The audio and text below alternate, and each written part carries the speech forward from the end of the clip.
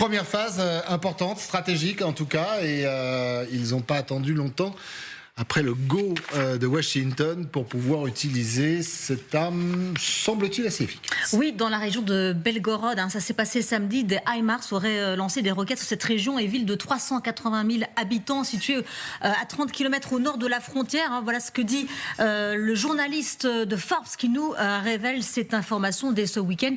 Des douzaines de roquettes de 300 kg chacune pouvant atteindre une distance de 90 km avec 23 kg d'explosifs, précise donc ce journaliste de Forbes. La défense aérienne russe s'est activée. 14 roquettes ont été abattues selon des médias d'État russes, l'agence TASS en l'occurrence, et des fragments ont été retrouvés sur le sol, des fragments qui se sont retrouvés sur les chaînes Telegram de certains 1000 blogueurs russes, et l'un d'entre eux a donné une interview à la chaîne Rochia 24. Je vous propose de l'écouter. Au cours des dernières actions menées par nos troupes pour repousser les frappes aériennes de l'ennemi, il est apparu que la formation du régime de Kiev a commencé à mener des frappes sur le territoire de la région de Belgorod, à l'aide d'obus tirés par le lance-roquettes multiple HIMARS de fabrication américaine. Nous avons la preuve que l'une des frappes a été menée à l'aide de ces mêmes obus et de ces mêmes systèmes. Nos unités de défense aérienne ont repoussé avec succès les attaques de l'ennemi.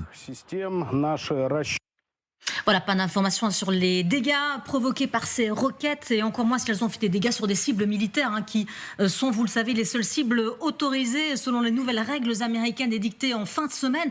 À noter que ce 1000 blogueurs précise que ces équipements américains de haute précision sont utilisés par des experts militaires américains. Ce n'est pas le régime de Kiev, dit-il, c'est la participation directe du Pentagone à nos affaires, un argument qui sera sans doute repris prochainement également. Sur le sol, bien évidemment, ces experts, on est d'accord. Tout à fait, oui. Évidemment. Objectif pour les Ukrainiens, perturber la logistique russe. C'est ça, Sylvia ? Oui, puisque quand on regarde effectivement cette région de Belgorod et les villes environnantes, elles constituent une base pour les opérations du groupement nord de l'armée russe. Et c'est depuis ces bases sur cette carte que Moscou attaque les villes frontalières ukrainiennes depuis le 10 mai. Depuis le 10 mai, on assiste à 3 semaines de combats acharnés, toute une série de villages pris, des dizaines de milliers de civils déplacés, des victimes. Selon le centre ukrainien pour les stratégies de défense, les Russes seraient d'ailleurs en train de se regrouper en vue d'un nouvel assaut. Voilà ce que dit ce centre. Les mouvements de troupes dans les villes de Grevoron, Borisovka et Proletarsky, à quelques kilomètres à l'ouest de Belgorod,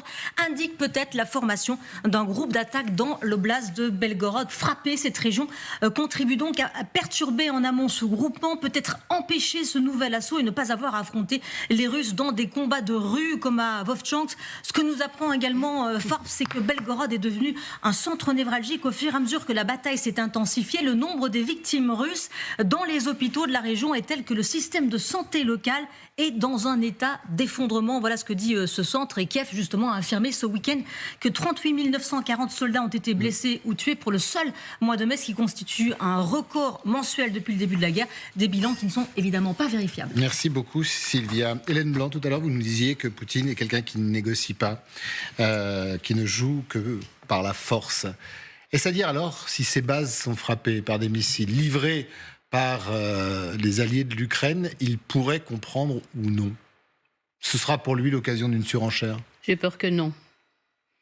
J'ai peur qu'il ne comprendra pas parce qu'il n'a pas encore atteint ses objectifs. Son objectif, c'est toujours d'aller jusqu'à Kiev et de remplacer Zelensky par une potiche qui serait aux ordres du Kremlin. Mais là, il aurait gagné la guerre. Mais si jamais les alliés de l'Ukraine lui envoient régulièrement sur ses bases stratégiques, sur ses jolis avions, pourquoi pas d'ailleurs sur ses bateaux ou sur ses sous-marins, quelques missiles bien sentis, est-ce qu'il comprendra ou pas? Non, toujours pas? Parce que là, on sera dans un rapport de force quand même. Absolument, mais je veux dire, il faut absolument faire un rapport de force avec lui, parce qu'il ne comprend rien d'autre que la force. D'ailleurs, il a toujours imposé ses volontés par la force au mépris du droit. Ça, tout le monde le sait. Donc, le problème, c'est que, en fait, je pense que malheureusement, tous les morts russes ne lui font ni chaud ni froid, et qu'il continuera à s'obstiner parce qu'il estime qu'il n'a pas encore rempli les objectifs qui s'étaient fixés. Alors... Donc, première remarque, on dit tout à l'heure je disais tout à l'heure que les Russes ne sont pas forcément des trucs intelligents, contrairement à ce qu'on a toujours tendance à penser. Le fait d'attaquer, de bombarder Kharkiv s'avère très clairement maintenant une énorme erreur, en plus d'être quelque chose d'inhumain et en dehors du droit et de crimes de guerre. Ça s'est révélé une erreur stratégique dans la mesure où ça a servi de prétexte. Ça a tout déclenché, ça a servi de prétexte à un élargissement des règles d'engagement et finalement ça s'est avéré très contre-productif pour la Russie. Il semblait, colonel, que c'était une idée de Vladimir Poutine. Oui, il ne fait pas que des trucs non, j'ai pas dit ça. Non, mais intelligents. Non, mais c'est peut-être ça. C'est souvent d'ailleurs l'inverse. C'est souvent quand des dictateurs ou des chefs d'État vous poussent l'armée à faire des choses pas très intelligentes, mais symboliques. Les systèmes qui sont très centralisés font plus de conneries que les autres. C'est bien de confier la guerre aux militaires, à ceux qui savent la faire. Oui. Parfois, oui. Effectivement, parfois c'est pas mal. Oui. C'est un truc sérieux, effectivement. Mais ensuite, sur cette affaire, alors oui, effectivement, il y a une première étape, ce qu'on appelle la contre-batterie, c'est jusqu'à 50 km. C'est ce que se permettent de faire les HIMARS. Je rappelle qu'un HIMARS, à 80 km, il envoie sa roquette dans un rayon de 5 mètres. Donc c'est ultra précis. Et ça permet effectivement au moins de dégager les menaces premières, qui sont tout ce qui est à l'intérieur de 50 km de la frontière. Les batteries de S-300, on parlait des avions. Qui frappent Kharkiv, qui frappent des cibles civiles à Kharkiv, le S-300. Et puis ensuite, il y a tout ce qui est au-delà de 50, en gros de 50 jusqu'à 300 km. C'est ce qu'on appelle des frappes dans la profondeur, des frappes d'interdiction. Où là, vous tapez des objectifs qui sont fixes, généralement, parce qu'il faut des délais pour arriver sur l'objectif, des infrastructures, enfin, éventuellement des infrastructures, mais des dépôts, beaucoup de logistique, des postes de commandement, etc. C'est pas décisif en soi, mais ça contribue, en tout cas, à ralentir, à freiner, à pénaliser complètement les opérations militaires russes. Leur offensive, elle se déroule moins bien. Est-ce qu'on va pouvoir empêcher ce deuxième assaut en frappant continuellement sur des HIMARS? D'ailleurs, on n'a pas beaucoup de détails sur les cibles visées.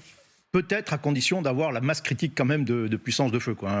C'est là aussi on parle du principe, mais si vous pouvez utiliser que 2-3 scalps dans la zone, ou ça résume à quelques dizaines d'engins, c'est pas suffisant. Si vous avez des centaines de projectiles qui vont sur l'arrière du front russe, oui, là effectivement ça peut être extrêmement pénalisant. Donc je pense pas qu'on en soit là. Il faut combiner un peu toutes les solutions. Là, par exemple, les Ukrainiens viennent de frapper un convoi de 14 camions. Au moins 8 auraient été détruits au niveau de la frontière, à 3 km de la frontière, avec des drones FPV. Des camions qui transportaient de l'armement ou... Mais on ne sait pas, de l'armement ou des soldats. C'était à peu près à la hauteur de Soumy, si vous voyez ce que je veux dire. Donc, pas encore l'offensive sur Soumy, mais une préparation, des soldats qui circulent à 3 km de la frontière.